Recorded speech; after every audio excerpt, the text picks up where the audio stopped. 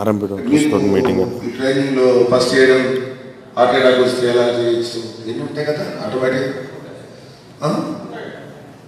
ఒక్కరి heart attack వచ్చింది, cardiac arrest అయింది.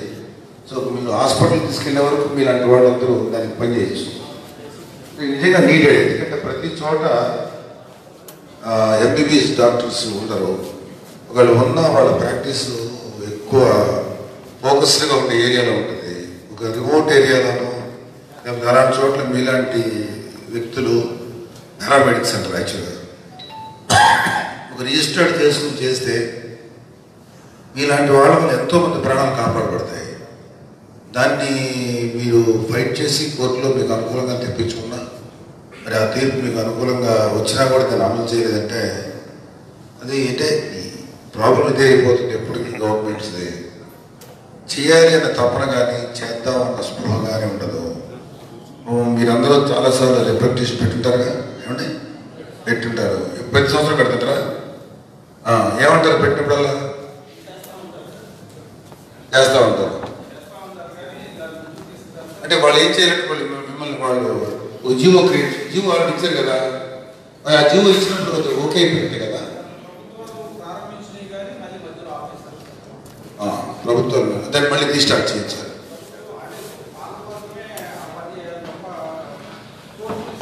అంటే ఇప్పుడు ఈ ట్రైనింగ్ అనేది గవర్నమెంట్ హాస్పిటల్స్లో అవ్వాలి కదా. ఓకే, సో అది అమలు చేయటమే మీకు కావాల్సిన డిమాండ్లు, దాన్ని ఇంప్లిమెంట్ చేయటం.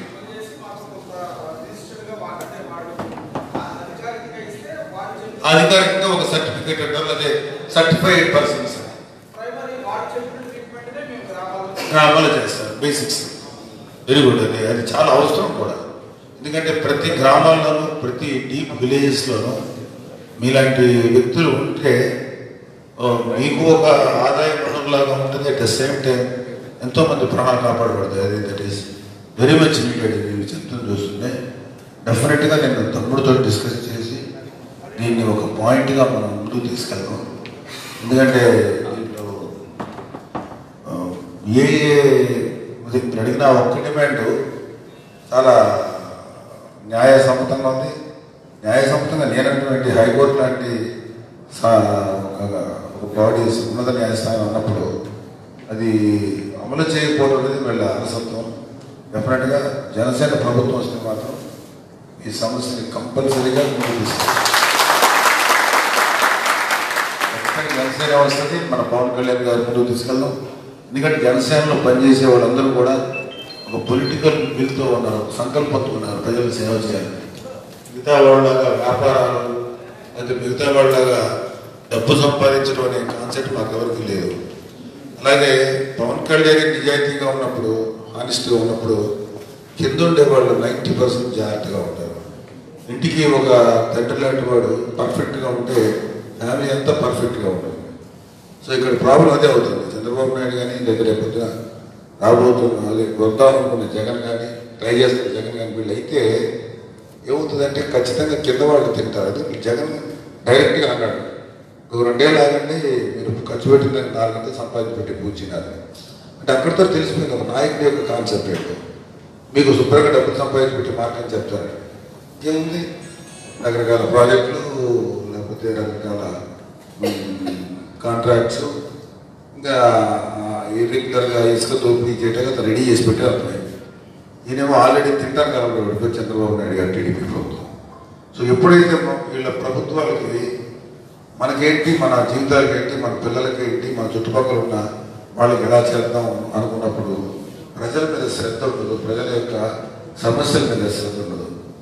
ఇది ఒక చాలా మీరు చెప్తున్నది ఒక ఆరోగ్య శాఖ నుంచి రావాల్సినటువంటి ఒక ఆర్డర్ అన్నట్టు. అది గవర్నమెంట్లో చేయమని చెప్పి, గవర్నమెంట్ హాస్పిటల్ చేయమని చెప్తే అది ఏముంటుంది, మ్యాక్సిమం 1 or 2 months లోపల బాగా టైం తీసుకుంటే అంత టైం పడుతుంది. అందుకంటే ఎక్కువ టైం కూడా పట్టే ఛాన్స్ లేదు. నిర్లక్ష్యం. మన కామినేని గారు ఉన్నారు కదా, అప్పుడు ఆయన ఏమి పట్టించుకోలేదా?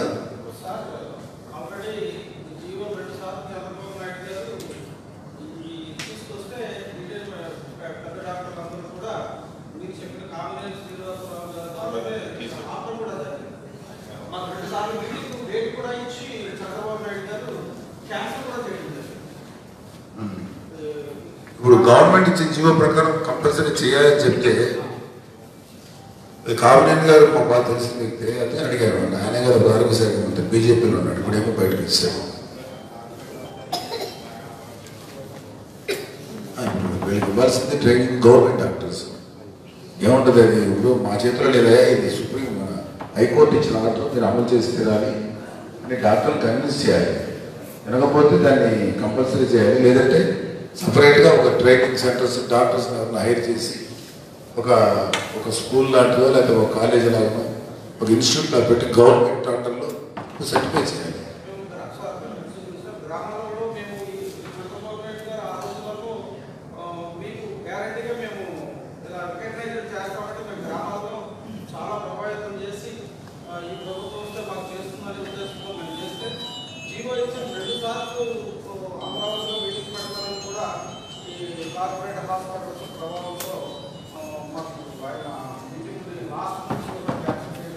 కార్పొరేట్ హాస్పిటల్స్ నష్టపోయింది వీడికంటే వాళ్ళ ఆదాయం తగ్గిపోతున్నా.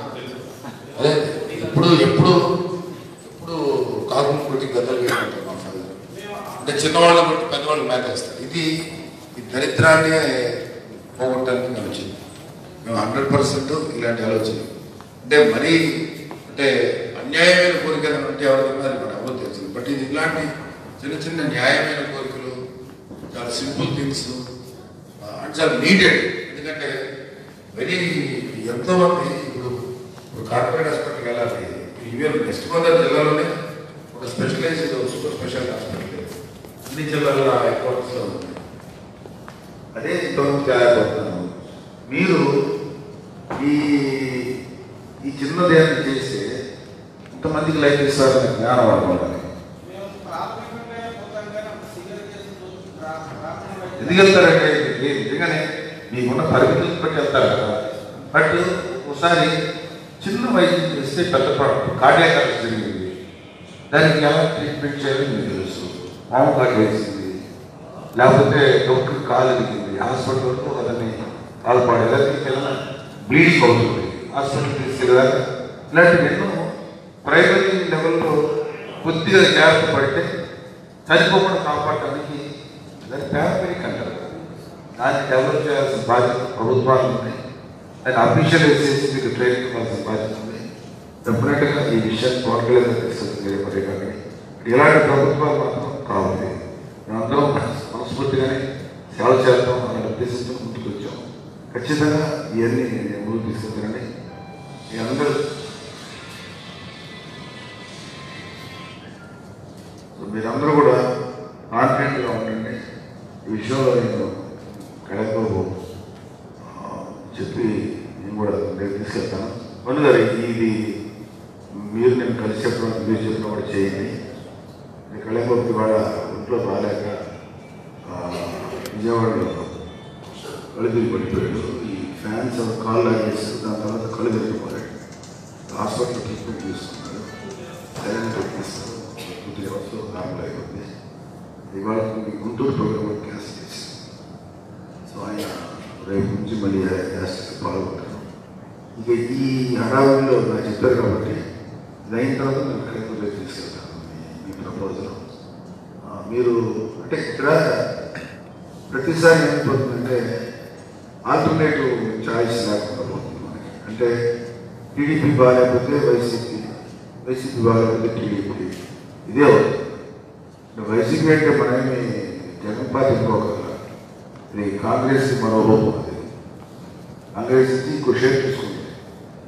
అందువల్ల వాళ్ళు ఎందుకంటే కాంగ్రెస్ సో ఇట్లా 1 to 1 ఇక్కడ మంచి వ్యక్తి. నేను ఇప్పుడు మీ ముందు ఇద్దరు కరప్టెడ్ లీడర్స్ ఉంది. ఒక నాన్ కరప్టెడ్ అండ్ హానెస్ట్గా అన్ని వదులుకొని ముందుకు వచ్చిన వాళ్ళకి ఎవరిని జాయిన్ చేస్తారు, ఎవరు మనం ఎన్నుకోవాలి.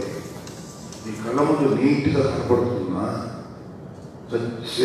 స్పష్టంగా తెలుస్తుంది. చంద్రబాబు నాయుడు గారు ఎంత కరెక్ట్ అయిపోయాడు, జగన్ గారు ఎంత కరప్షన్ చేశాడు. జగన్ 1,00,000 కోట్లు చేస్తే 2.5 కోట్లు చేశాడు.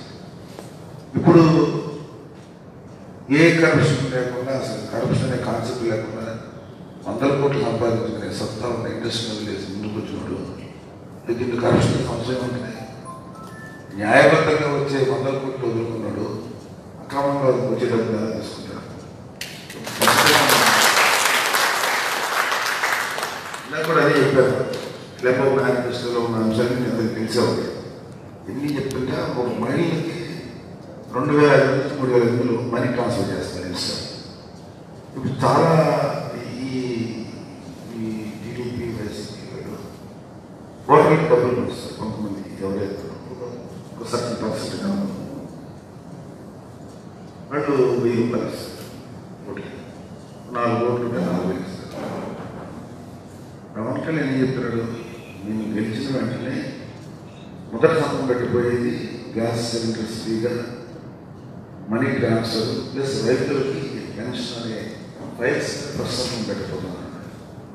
మా కళ్యాణ్ బాబు ఇచ్చే 2005 3000 అంటే 50,000 సంవత్సరానికి 36,000 రూపాయలు, 5 ఇయర్స్కి 1,50,000 రూపాయలు కళ్యాణ్ బాబు ఇస్తుంటే దాన్ని వదిలేసి ఇచ్చే ఒక 1000 రూపాయలు ఓటుకి 40 కుటుంబం 4,000 కక్కుతు పడితే అది మనందరం క్లియర్గా చెప్పాలి.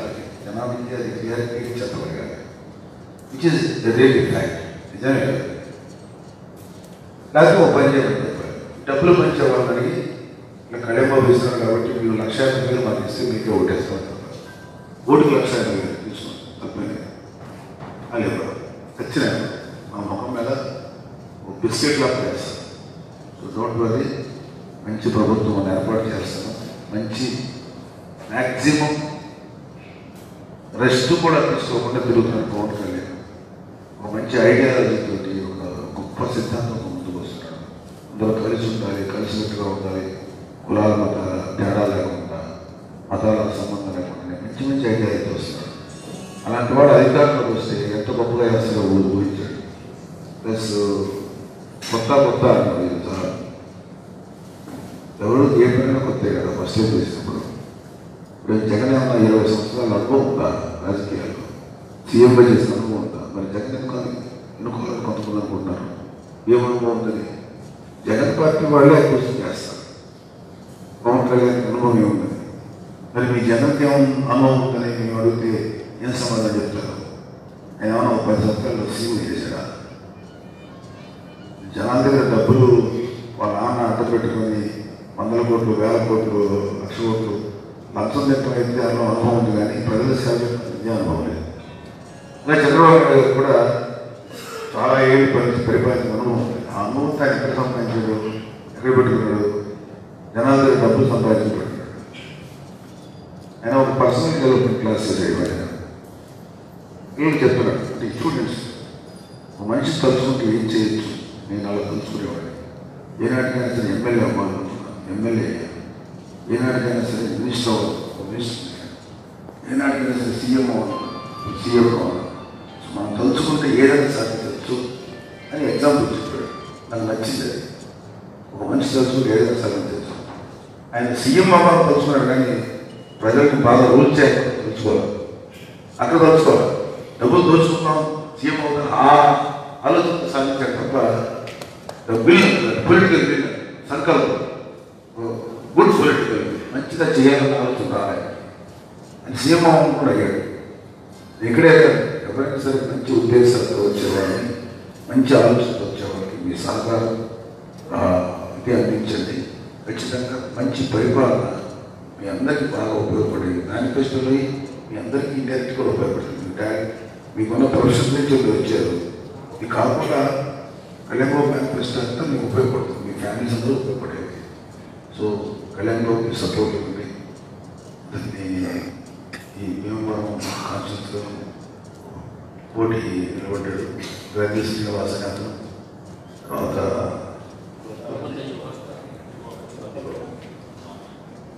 కళ్యాణ్ బాబు, ఇప్పుడు కూడా గ్రంథి శ్రీనివాస గారు తీసుకుంటే cooperative bank Bhimavaram urban bank 100 కోట్లు లాగేసి కొన్ని జీవితాలు రోడ్ల మీద వేసి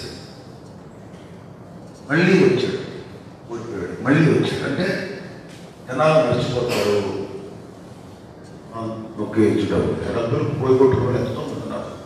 మరి ఈ మధ్యన స్టేట్మెంట్స్ ఇచ్చారు. మెసేజ్ చేసి నువ్వు మా డబ్బులు మాకు కట్టు నీకు ఓటు వేస్తాను అందుకుంటే కట్టమన్నారు కట్ట. సో అక్కడ అందరు కరప్షన్. ఇలాంటి కరప్టెడ్ వాళ్ళకి ఓటు వేయాలా? అసలు ఒక ఎమ్మెల్యే సీఎం క్యాండిడేట్గా ఉన్న వ్యక్తి పవన్ కళ్యాణ్ భీమవరం నిలబడితే అసలు ఎంత అభివృద్ధి జరుగుతుంది భీమవరం పరిసర ప్రాంతాల్లో. అదే మీకు మీ యొక్క ప్రొఫెషన్తో పాటు మీకు కూడా సోషల్ రెస్పాన్సిబిలిటీ ఉంది. ఈ ప్రొఫెషన్లో ఎంత బాగా ఉండాలి, ఎలా అమలు చేయాలని కోరుకుంటున్నారు, మీరు సమాజం కూడా అలాగే బాగుండాలని కోరుకుంటారు. మీకు కూడా ఆ బాధ్యత కూడా ఉంటుంది.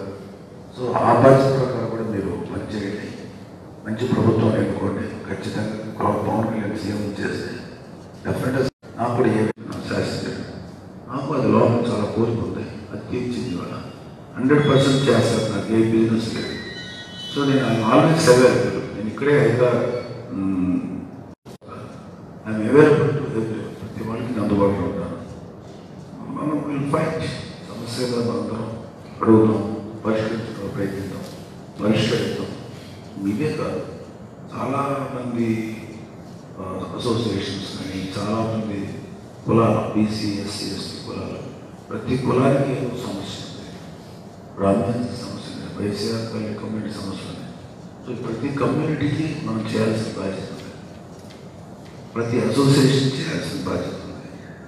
సో మంచి ప్రపోజల్ వస్తే ఒక రోజులో 1 year కాకపోయినా ఒక 5 ఏళ్ళ టైం అందుకనే ఉంటుంది. ఎప్పుడైనా సరే 5 ఏళ్లలో మ్యాక్సిమం చేయొచ్చు. సో అలాంటి పని. అలాగే ఇప్పుడు ఎంపీగా నన్ను మీరు క్లాస్ మీద గెలిపించారు. డెఫినెట్గా ఎంపీగా ఎంతో చేయొచ్చు, ఎంతో అద్భుతంగా చేయొచ్చు.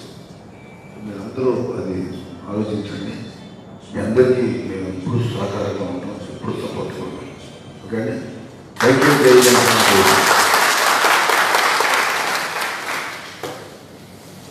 Thank you very much.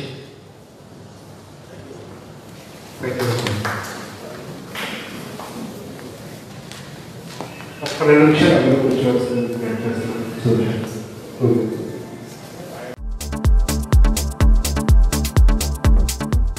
Hi, this is Siddhi Idnani and please do subscribe to New Waves.